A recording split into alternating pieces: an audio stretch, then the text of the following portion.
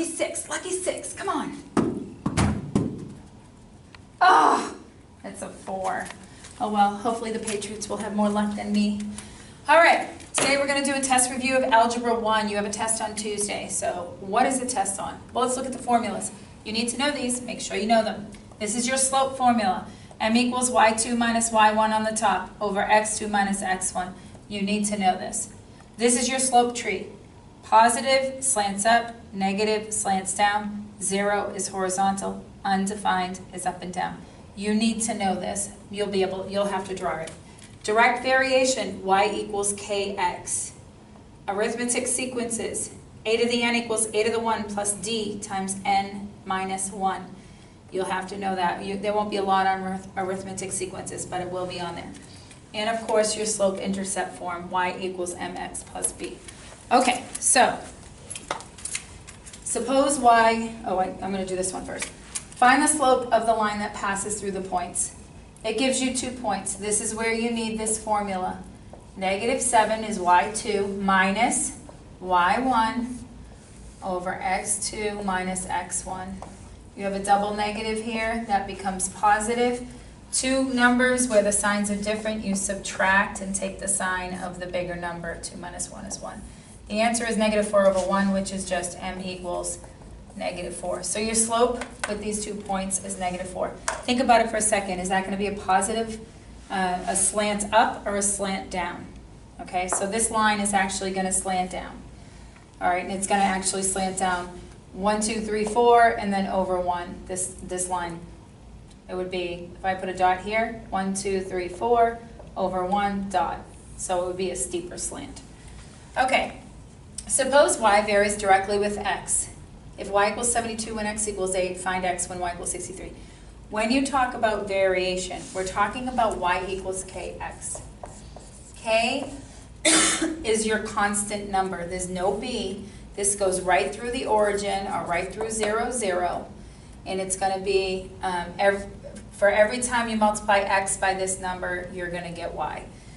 So if y is 72 when x is 8, what is the equation of the line? Well, the only way to figure that out is to figure out k. Once you know k, which is 9 because I just divide 72 by 8, once you know k, you know that the equation of the line is y equals 9x. That will be the equation every time. So find x when y equals 63.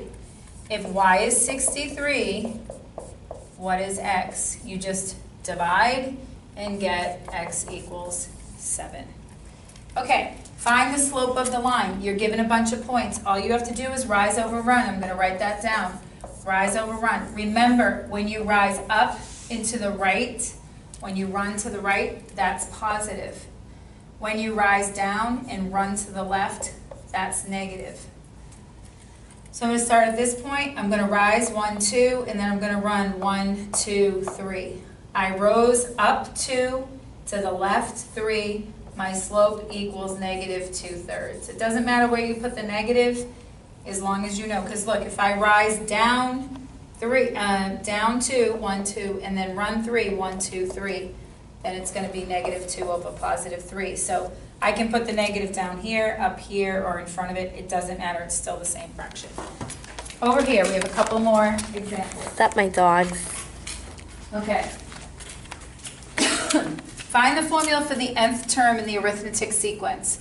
Then find the 20th term and graph the first 5 terms. Okay, so this is where you had to remember a to the n equals a to the 1 plus d times n minus 1. That's the formula that you need to know. The first thing you have to do is figure out d. If I tell you it's an arithmetic sequence, d is going to be the same every time. If I don't tell you, when I say, is this an arithmetic sequence, you have to determine if the same number is added or subtracted every time to get the next number. So there will be probably a question on that. Okay, so you take the bigger number, negative 4, subtract the smaller number, negative 7, what do you get? You get positive 3.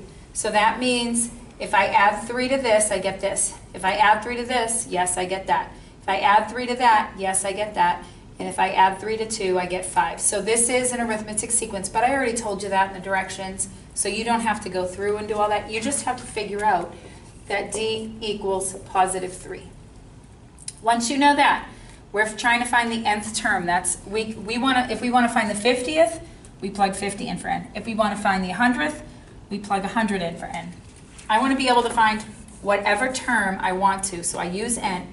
A to the n equals a to the 1, negative 7, plus d times n minus 1. All I did was plug in d and plug in a to the 1, whatever the term is, first term. And then a to the n equals negative 7 plus, distribute your 3, 3n minus 3. Combine like terms, negative 7 and negative 3 is negative 10. Same signs, so you add them, take the sign. So a to the n equals 3n minus 10.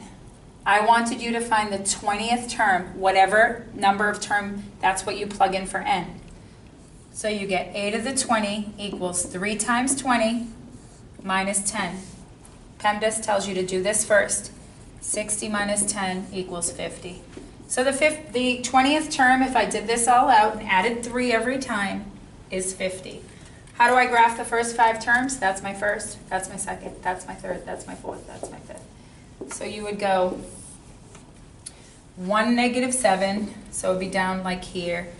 2, negative 4 would be like here. 3, negative 1 would be like here.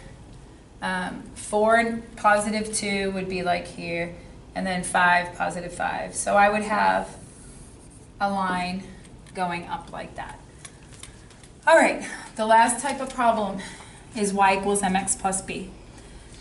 If you're given a slope and you're given a point, remember we did this.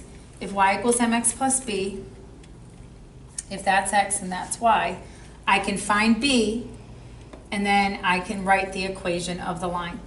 So what we do is we plug everything in. Y is negative 3, m is 5, x is negative 1. I don't know what b is. Negative 3 equals 5 times negative 1 is negative 5 plus b. Add 5 to both sides, and I get 2 equals b. So what's my equation? I have my m, I have my b. Okay, how do we graph this? You need to know how to graph it, okay? So you're always going to graph, once you get it into y equals mx plus b, which you have to do every time.